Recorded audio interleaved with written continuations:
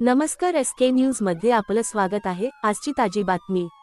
Cyber crime करण्यासाठी bank account पुरविणारे तसेच प्रतिबंधित असणाऱ्या ऑनलाईन बेटिंग व गेमिंग चालविणारे आरोपी गुन्हे शाखा घटक 4 उल्हासनगरकडून गजाआड सायबर गुन्ह्यांसाठी बनावट बँक खाती पुरवून ऑनलाईन बेटिंग आणि गेमिंगच्या माध्यमातून देशभरातील नागरिकांची कोट्यवधी रुपयांची फसवणूक करणाऱ्या एका आंतरराष्ट्रीय टोळीचा उल्हासनगर गुन्हे शाखा घटक -4 ने पर्दाफाश केला आहे।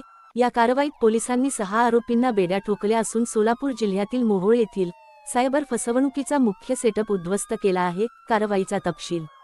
उल्हासनगर परिसरात सायबर गुन्हेगारांना बँक खाती पुरवणारी आणि ऑनलाईन बेटिंग चालवणारी टोळी सक्रिय असल्याची खात्रीशीर माहिती पोलीस हवालदार गणेश गावडे आणि सतेज सपकाळे यांना मिळाली होती।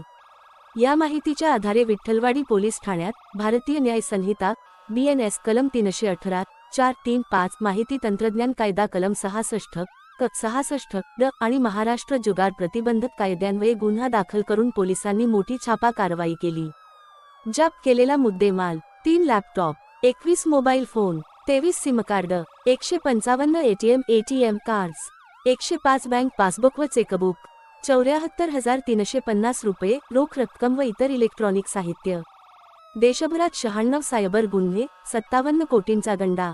आरोपींच्या जप्त बँक खात्यांची तपासणी केली असता देशभरातील सायबर पोर्टलवर तब्बल 96 तक्रारी दाखल असल्याचे निष्पन्न झाले आहे। यात प्रामुख्याने महाराष्ट्र, दिल्ली, पंजाब आणि ओडिशा या राज्यांमधील गुन्ह्यांचा समावेश आहे। प्राथमिक तपासात या टोळीने 57 कोटी रुपये 25,44,284 रुपयांची सायबर फसवणूक केल्याचे स्पष्ट झाले असून यातील मोठा हिस्सा जप्त बँक खात्यांमध्ये वळवण्यात आला होता। विधाक कारवाई पोलीस सह आयुक्त गुन्हे डॉ.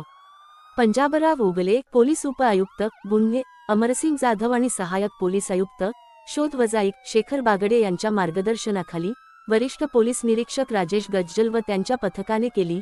या रॅकेटमधील इतर फरार आरोपींचा शोध पोलीस घेत आहेत। पाहत रहा SK न्यूज।